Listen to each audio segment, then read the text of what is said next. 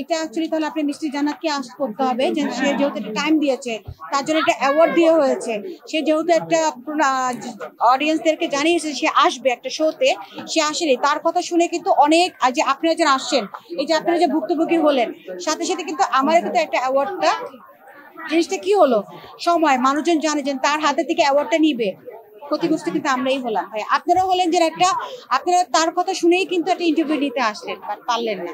So আপনি actually আমাদের দোষটা দিতে পারবেন না ভাই।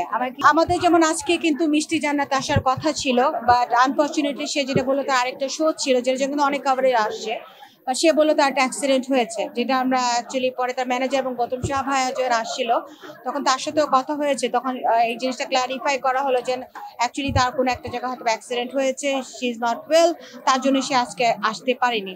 So it was a miss Fortune যে সে অ্যাকচুয়ালি একটা ইভেন্টে আসার কথা ছিল, সে আসতে পারেনি।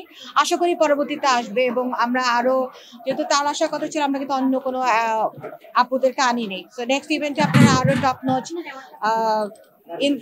কি বলবো মিডিয়া পার্সনদেরকে আপনারা দেখবেন। সবসময় উদ্যোক্তাদের নিয়ে, পশ ইভেন্ট উদ্যোক্তাদের নিয়ে কাজ করা, এবং এর পাশাপাশি এরকম অ্যাওয়ার্ড শো আমরা ছোটখাটো একটা করার চেষ্টা করব, এবং ভালো ভালো যারা আছে তাদেরকে, আর্টিস্টদেরকে নিয়ে আসার চেষ্টা করব। আমরা অ্যাকচুয়ালি সেটা নিয়ে কিন্তু প্রস্তুত ছিলাম না, অনেস্টলি কথা, বিকজ আমাদের যেটা হয়েছিল যে আমরা অ্যাকচুয়ালি যার মাধ্যম দিয়ে অ্যাকচুয়ালি জেনেছি, হয়তো একজন দুজন আসার কথা ছিল, বাট ইন হাউসে অ্যাকচুয়ালি মিষ্টি জান্নাতের কথা শুনে যে আরো অনেক ইয়েরা আসবে, মানে চ্যানেলসরা আসবে, এটা আমাদের জানার কথা ছিল না, বিকজ আমরা কিন্তু পার্সোনালি কোনো চ্যানেলসদেরকে বলি নাই। যেহেতু মিষ্টি জান্নাতের আসার কথা ছিল, সে আসতে পারেনি, এটা তাদের ফল্ট ছিল।